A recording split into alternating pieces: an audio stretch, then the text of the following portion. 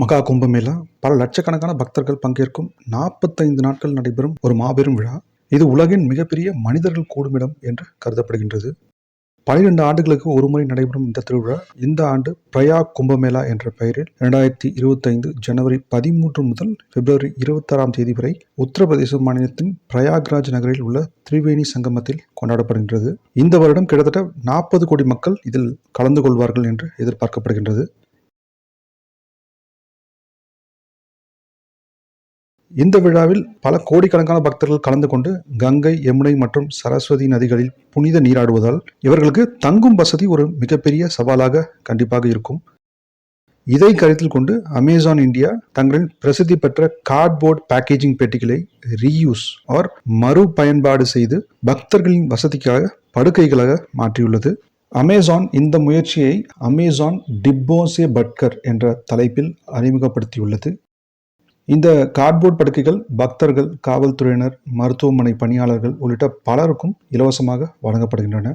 பாதுகாப்பு மற்றும் நீடித்த பயன்பாட்டிற்காக உள்ளூர் சூழலில் இது உடைக்கும் தன்மை, பயனளிப்பு போன்ற அம்சங்களுக்காக நிபுணர்கள் குழுவால் பரிசோதிக்கப்பட்டு தயாரிக்கப்பட்டுள்ளது.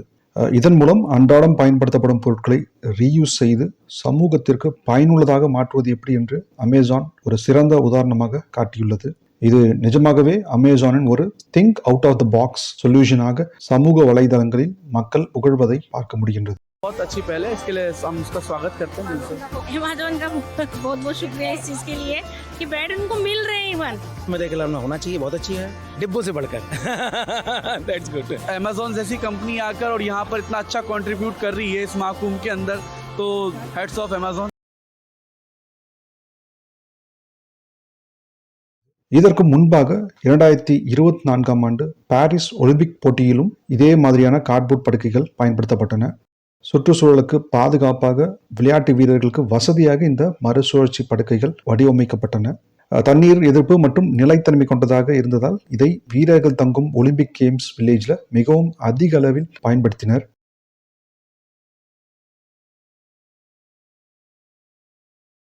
இதே போன்று பல பெரிய நிறுவனங்கள் தங்களின் பேக்கேஜிங் பெட்டிகளை ரீயூஸ் முறையில் பயனுள்ள பொருட்களாக மாற்றி வருகின்றன. உதாரணத்துக்கு சாம்சங் தனது ஏகோ பேக்கேஜிங் திட்டத்தின் மூலம் கார்ட்போர்ட் பெட்டிகளை வீணாக்காமல் பல்வேறு பயனுள்ள பொருட்களாக மாற்றும் திட்டத்தை செயல்படுத்தி வருகிறது. சாம்சங் டிவி, கேலக்சி சாதனங்கள் போன்ற பொருட்களின் பேக்கேஜிங் பெட்டிகளை அதை வாங்கும் பயனாளர்களே புத்தகம் வைக்கும் அல்மாரி, கைபேசி ஸ்டாண்ட், செல்ல பிராணிகளுக்கான வீடு போன்றவற்றை பொருட்களாக மாற்ற முடியும். ஒவ்வொரு பேக்கேஜிங் பெட்டியிலும் QR கோட் பிரிண்ட் செய்யப்பட்டுள்ளது. அதை போன் மூலம் ஸ்கேன் செய்தால் வெவ்வேறு பயன்பாடுகளுக்கு எப்படி இந்த கார்ட்போர்ட் பாக்ஸை வெட்டி இன்னொரு பொருளாக உருவாக்கலாம் என்பதை சொல்லும் வழிமுறைகளை பெறலாம்.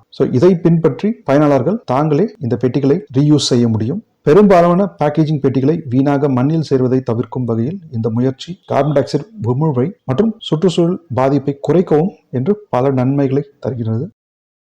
அமேசான், சாம்சங் போன்ற முன்னணி நிறுவனங்கள் மறுசுழற்சி மற்றும் நிலைத்தன்மை சஸ்டைனபிலிட்டி நோக்கில் இந்த முயற்சிகளை செயல்படுத்தி வருகின்றன. இது போன்ற புதிய யோசனைகள் உலக அளவில் சுற்றுச்சூழலுக்கு ஏற்படும் பாதிப்புகளை குறைத்து மனிதர்களுக்கு நேரடியாக பயனளிக்கும் ஒரு சிறந்த திட்டமாக விளங்குகிறது.